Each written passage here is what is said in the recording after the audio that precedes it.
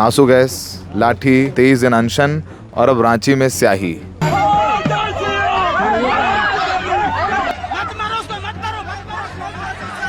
नेहा बुरा पसंद नहीं है, वो उमर खालिद का समर्थक है, इसीलिए फेंके। कैसा महसूस कर रहे हैं इतने अवार्ड पाके? आपको कैसा लग रहा है? ये उनका दुर्भाग्य है कि मैं आज से छात्र राजनीति नहीं कर रही हूँ, एक दशक से छात्र राजनीति कर रही हूँ, तो उनका इस तरीके का अटैक।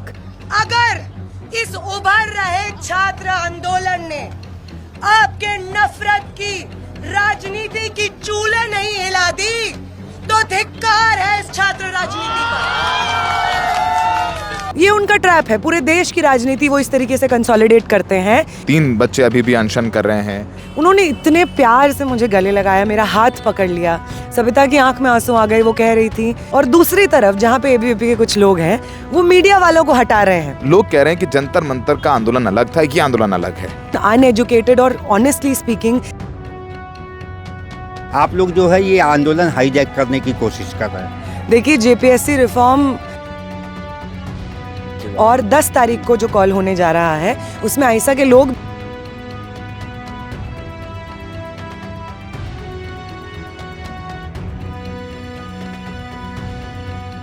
हम रांची में हैं और रांची में हमारे साथ नेहा है। नेहा कल यहाँ पर पहुंची थी, वो मंच पर गई, अपनी बात रखी, फिर मार्च कर रही थी तो अचानक से एबीवीपी के कार्यकर्ता ने आकर उनके ऊपर स्याही डाली।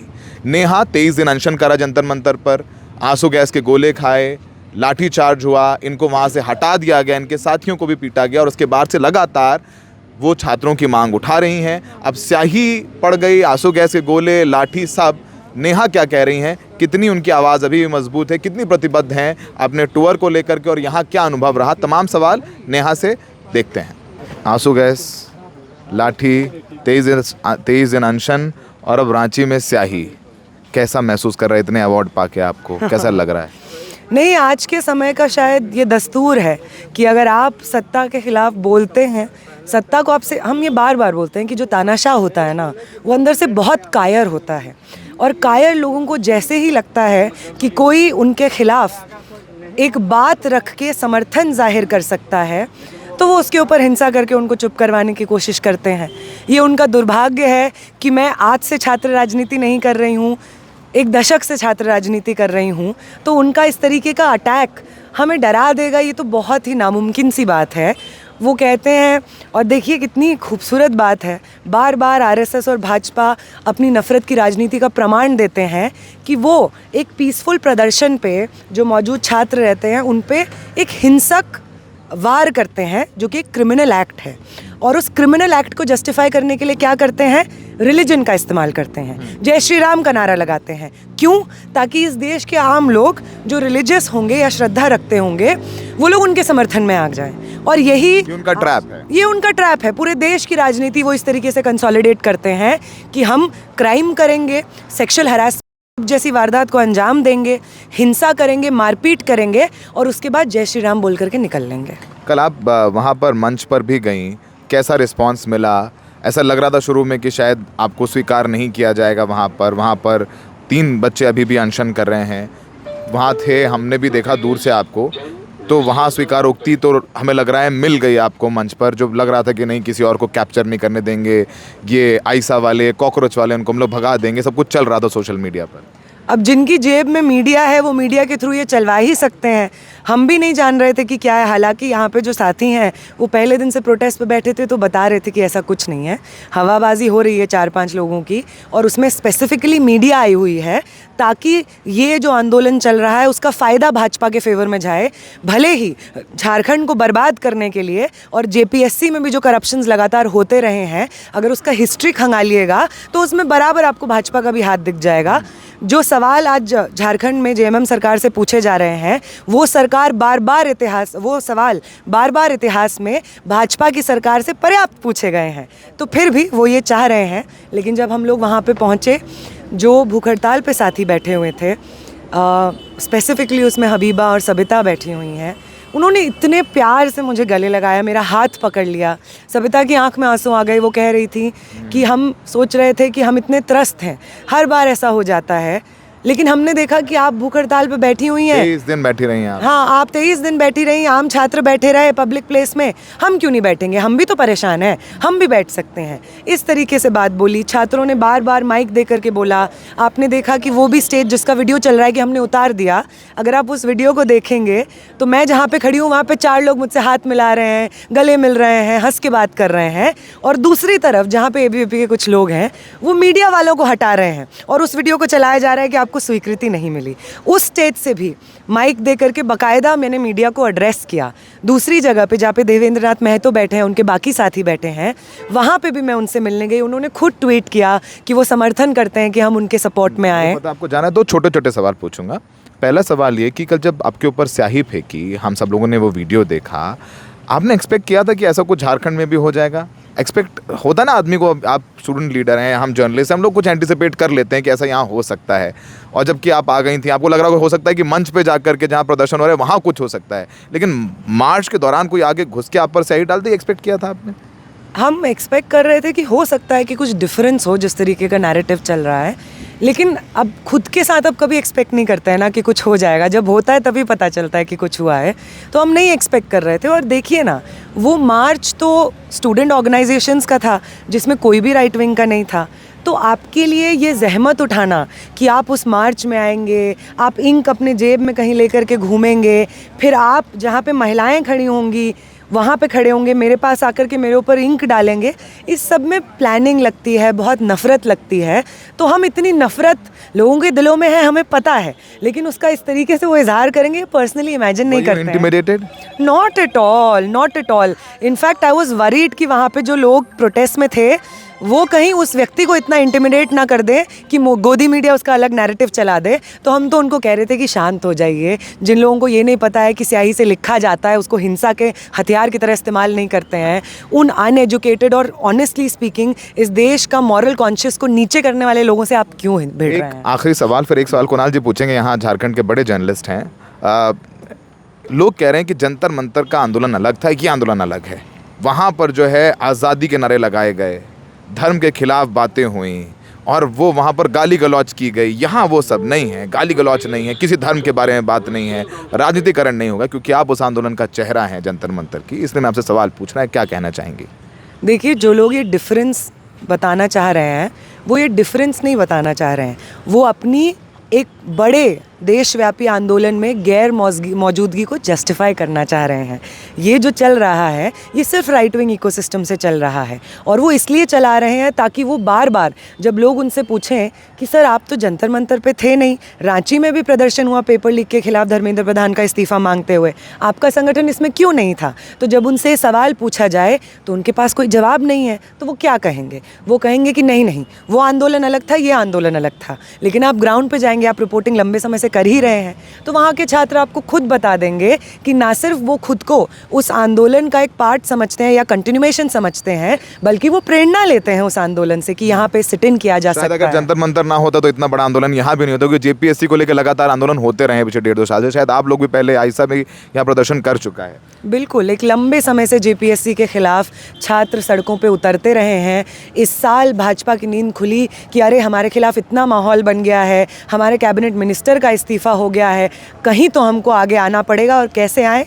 बोलते हैं कि ये जो प्रोटेस्ट आम छात्र कर रहे हैं वो हम चला रहे हैं। कुणाल, आपका सवाल। नेहा, मेरे 2 छोटे छोटे सवाल हैं आपसे। सबसे पहला कि आपने जो ये सारी बातें बताई, तो सोशल मीडिया की अगर बात करें तो जो आइसा का ट्विटर हैंडल है और जो जेपीएससी रिफॉर्म मूवमेंट जो कि छात्रों का ट्विटर हैंडल है, ये दोनों में रिफ्ट बराबर दिख रहे हैं। जो कि आपके बातों को जो जेपीएससी रिफॉर्म मंच है वो बराबर उस पर लिख रही है कि आप लोग जो है ये आंदोलन हाईजैक करने की कोशिश कर रहे हैं। देखिए, जेपीएससी रिफॉर्म मंच का जो वो हैंडल है वो कौन चला रहा है इस पे हम ज़रूर बात करेंगे, लेकिन मैं कहूँगी कि अगर कोई रिफ्ट होती तो मैं वहाँ पहुँच नहीं पाती। अगर कोई रिफ्ट होती तो वो आइसा के लोग जो पहले दिन से वहाँ पे बैठे हैं वो नहीं बैठे होते। ये रिफ्ट का नैरेटिव बाकायदा चलाया जा रहा है राइट विंग मीडिया द्वारा, और वो क्यों चलाया जा रहा है वो भी हमें मालूम है। जैसा कि मैंने अभी बोला ना कि उनको जस्टिफाई करना है, वो जो बैकफुट पे गए हैं कि इतना माहौल, इतनी अनपॉपुलर भाजपा सरकार शायद पिछले 12 सालों में इस बार पहली बार है, वो भी एक बहुत बड़े सिग्निफिकेंट उस सेक्शन के बीच में जो आने वाले समय में वोट करेगा, जो एलिजिबल होगा वोट करने के लिए, या जो अभी कुछ साल पहले ही एलिजिबल हुआ है वोट करने के लिए। तो उस सेक्शन में इतनी अनपॉपुलर होने के बाद किस तरीके से खुद को लेजिटिमेसी दी जाए, उसकी ये पूरी जद्दोजहद है। स्टूडेंट्स बहुत यूनाइटेड हैं आपस में इस मूवमेंट को चलाने के लिए, और 10 तारीख को जो कॉल होने जा रहा है उसमें आइसा के लोग भी रहेंगे और बाकायदा ऑर्गेनाइजर से हम लोग बातचीत कर रहे हैं। 10 तारीख को मार्च में शामिल होंगे? बिल्कुल, ऑफ कोर्स। बस यही सवाल मैं उसको थोड़े दूसरे ढंग से पूछना चाहूँगा कि जब 10 तारीख का मार्च जो पहले से अनाउंस था, लेकिन आपने जो कल मार्च किया, तो इसको भी लेके, क्योंकि हम डे 1 से छात्र आंदोलन को यहाँ कवर कर रहे हैं, इसको लेके भी छात्रों के बीच थोड़ा सा रोष था कि जब हम 10 तारीख का डेट डिक्लेयर कर चुके हैं तो फिर ऐसा इसको 7 तारीख या 8 तारीख जो भी कल डेट था उस दिन क्यों करना चाह रही है? एक्चुअली आपको भी मालूम है ये बहुत सारे डेट्स चल रहे थे। पहले 6 तारीख को होने वाला था कॉल, पर फिर वो रद्द हुआ। 7 तारीख का कॉल हमारा इसलिए हमने जारी किया था क्योंकि तब तक ये सब चीज़ें चल रही थी कि कौन से डेट को देना है। 8 तारीख को भी एक कॉल पहले फ्लोट हो रहा था कि दिया जाएगा, पर फिर वो नहीं दिया गया। तो हमारा 7 तारीख का कॉल था, हम लोग मोबिलाइज़ कर रहे थे अलग अलग ज़िलों से, तो छात्र आए। और 10 तारीख का जो कॉल है उसको ऐसा कुछ मतलब इधर और सिचुएशन तो है ही नहीं। जितने मूवमेंट्स निकले और जिन अलग अलग तरीक़ों से लोग इस मूवमेंट को मजबूती दे सकें, सरकार के ऊपर ये दबाव बना सकें कि जो मांगे हैं छात्रों की उनको कबूल किया जाए, वो सब तरीके हम अपनाते हैं। हम जब जंतर मंतर पे भी बैठे थे तो कोई पॉलिटिकल पार्टी सड़क पे प्रदर्शन कर रही थी या प्राइम मिनिस्टर हाउस के सामने प्रोटेस्ट कर रही थी या आम छात्र जो अलग अलग शहरों में प्रोटेस्ट कर रहे थे, हम ये थोड़ी बोल रहे थे कि अरे डिस्ट्रैक्ट मत करिए, सिर्फ दिल्ली में होगा प्रोटेस्ट और सिर्फ जंतर मंतर पे होगा। नहीं, आप 10 तरीके से प्रोटेस्ट करिए, लेकिन आपका यूनिफाइड मांग होना चाहिए।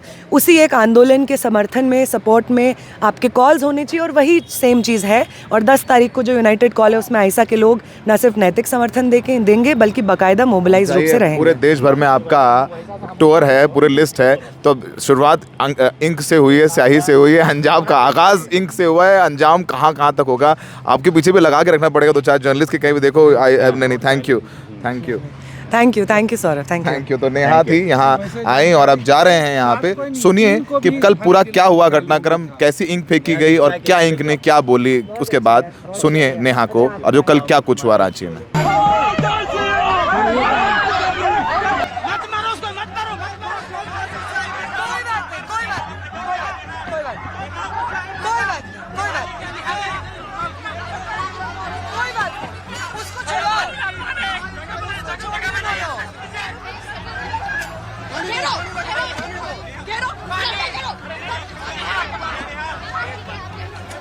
अरे उसको छोड़िए,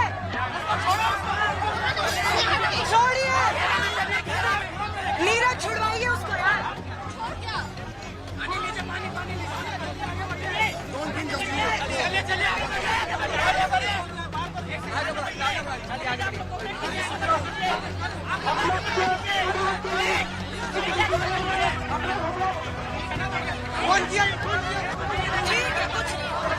नेहा पूरा पसंद नहीं है, वो उमर खालिद का समर्थक है, इसीलिए फेंके।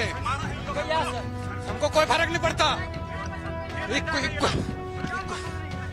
कुत्तों के बीच में एक शेर है, ठीक है, इन लोगों को कोई औकात नहीं है, देशद्रोही है। वो भाजपा और आरएसएस के गुंडे जो स्टेडियम में बैठ करके बोल रहे हैं कि हम छात्रों के साथ खड़े हैं, जब जेपीएससी को रद्द करने के लिए, जेएसएससी सीजीएल को रद्द करने के लिए छात्र विधानसभा तक मार्च निकाल रहे हैं, तो वही गुंडे जो खुद को छात्रों का हितैषी कहते हैं, मेरे ऊपर इंक फेंकते हैं। ये कौन सा छात्रों का हितैषी है?